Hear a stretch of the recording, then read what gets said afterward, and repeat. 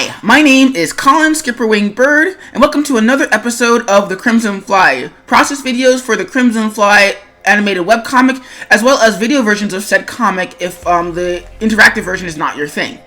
You can find a non-audio commentary version of this video with links in the cards, or in the description below, or in the annotations when they appear at the end of this video.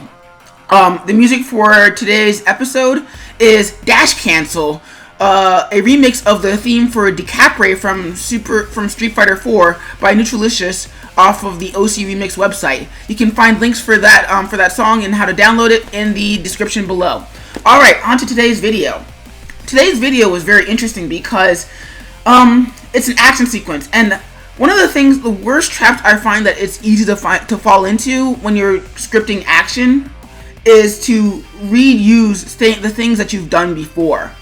And it's really easy when you're the one person working on it because your brain just defaults to patterns that you've already done before. So one of the hardest things about this one was, okay, what have I done with the Crimson Fly that I haven't done before? And what can I do that still looks good? Like, I love how this sequence plays out, but I have to admit that I feel like I could have probably pushed it a little bit further.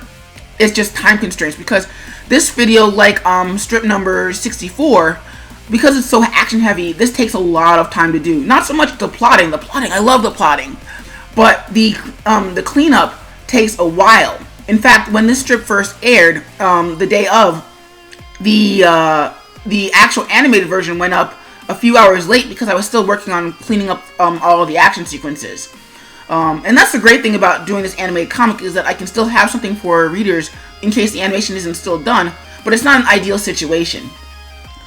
So yeah, this strip was actually a lot of fun because I got to play with a lot of choreography that I haven't done before.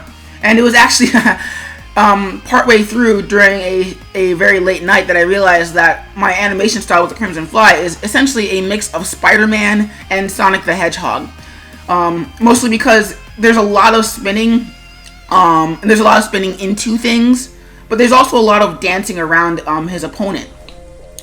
The other thing that I really liked about this is that the camera moves kept a consistent flow going, to the point where the last two panels actually look a little bit awkward because there isn't any camera movement in them. And the reason for that was because they were really complicated. Something else new that I got to try out in this one is I got to play with quote-unquote the importance of a character in this strip. If you're reading this on the website and you get to go through it, you'll notice that none of the Mook characters, the characters with hoodies, have or not hoodies but hoods, have outlines. Excuse me. And that's more to contrast them with the Crimson Fly. The Crimson Fly is dressed primarily in black clothing, as highlighted by all the heavy shadows. And our main antagonist, whose name I don't think I've mentioned in the strip, so I'm not going to mention it here. He's dressed primarily in white, but I wanted to have a sort of middle ground for characters who aren't important and also aren't really major players. So what I decided what to do with this strip was to play with their outlines and take them away. So that way not only do they contrast with the Crimson Fly, but they don't stand out as much because they don't have outlines. Contrastly, in the last two panels, the character that the Fly is angry at, he actually has outlines, but he's not dressed in black like the Fly is.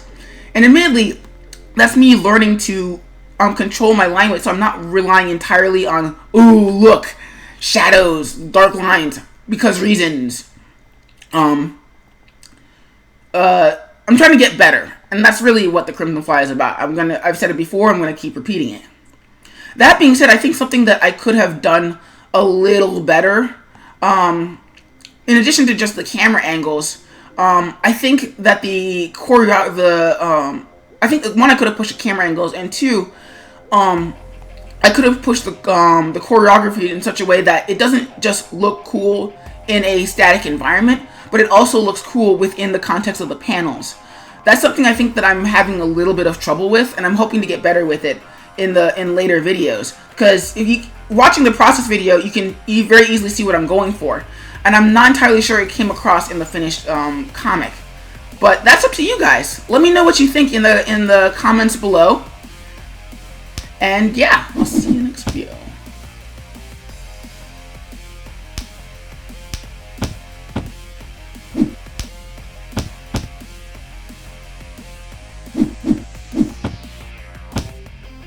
And that's it for today's video. If you'd like to see why the Crimson Fly is so angry, well, you're gonna have to read the comic to find out. Don't forget to check out the polls for what I should draw for my Friday videos, or check out the original version of this comic. Please like and subscribe, and I'll catch you in the next video.